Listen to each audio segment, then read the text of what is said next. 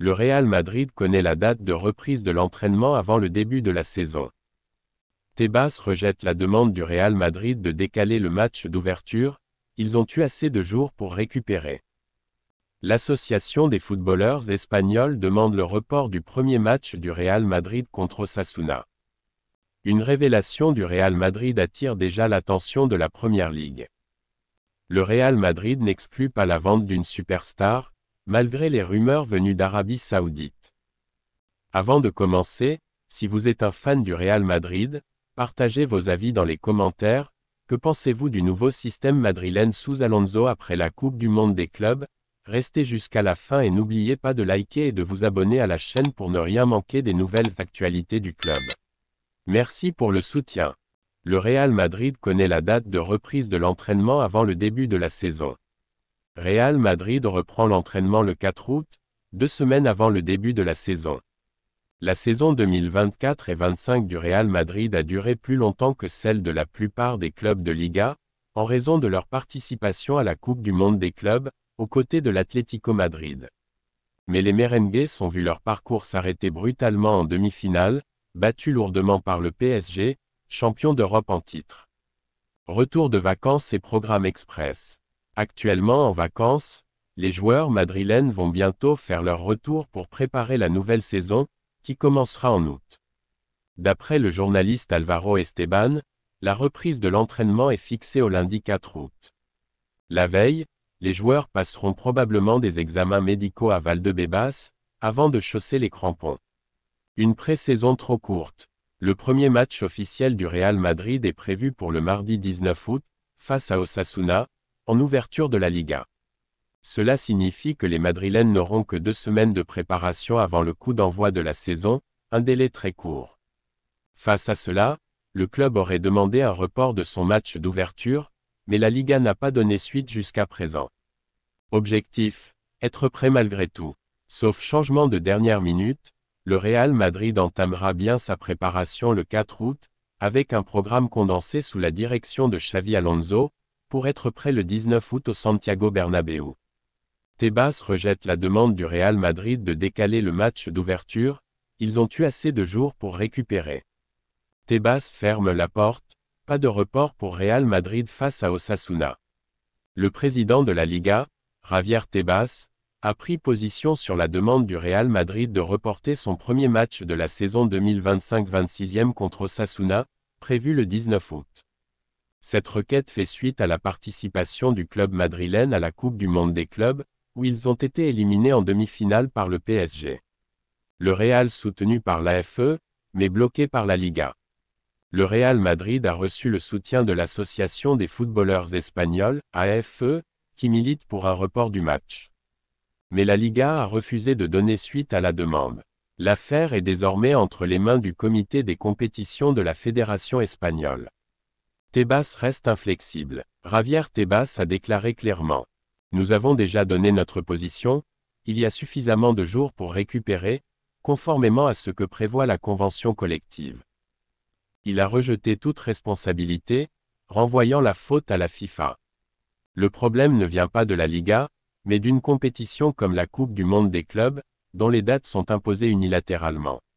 Même FIFPro, le syndicat des joueurs, s'en est plaint. L'argument de l'équité. Tebas a aussi rappelé que d'autres grands clubs sont dans la même situation.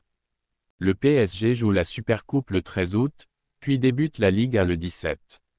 Chelsea commence la Première Ligue le 17, et le Real Madrid le 19.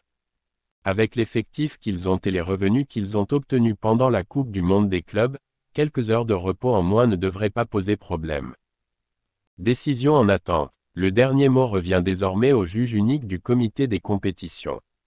Reste à savoir si le Real Madrid obtiendra finalement gain de cause, ou devra bel et bien affronter Osasuna le 19 août, comme prévu.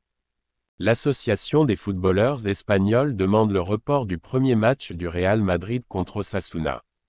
Coupe du Monde des clubs. Une réussite, mais un calendrier contesté. La Coupe du Monde des clubs nouvelle version a été saluée comme une réussite, un tournoi inédit, qui a su rassembler les amateurs de football du monde entier et donner une image unifiée de ce sport global. Mais derrière cet engouement, une faille majeure a rapidement été pointée du doigt, le manque de planification du calendrier. Real Madrid, des vacances sacrifiées. Le Real Madrid, demi-finaliste de la compétition, éliminé par le PSG, fait partie des clubs les plus touchés par cette mauvaise organisation. Les joueurs n'ont eu qu'un mois de repos avant leur prochain match officiel, prévu le 19 août contre Osasuna, pour l'ouverture de la Liga. Un délai jugé insuffisant pour récupérer pleinement, se réadapter physiquement et entamer une nouvelle saison dans de bonnes conditions. La FE monte au créneau.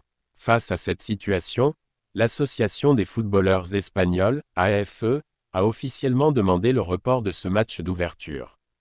En s'appuyant sur la loi du sport et le droit du travail, l'AFE insiste sur le respect de la santé physique des joueurs et dénonce un calendrier trop resserré qui pourrait mettre leur intégrité physique en danger. Le délai entre la fin du mondial des clubs et la reprise est trop court. Ils ne respectent pas les conditions minimales de sécurité professionnelle, explique l'association. Le Real soutient, la Liga refuse. Le Real Madrid soutient pleinement la demande de l'AFE, mais la Liga reste ferme. Elle affirme avoir respecté les accords collectifs, qui garantissent 3 semaines de repos avant toute nouvelle saison, et ne voit donc aucune irrégularité dans le calendrier. Nous sommes en règle, les joueurs ont eu leur repos légal, réplique la direction de la Ligue espagnole.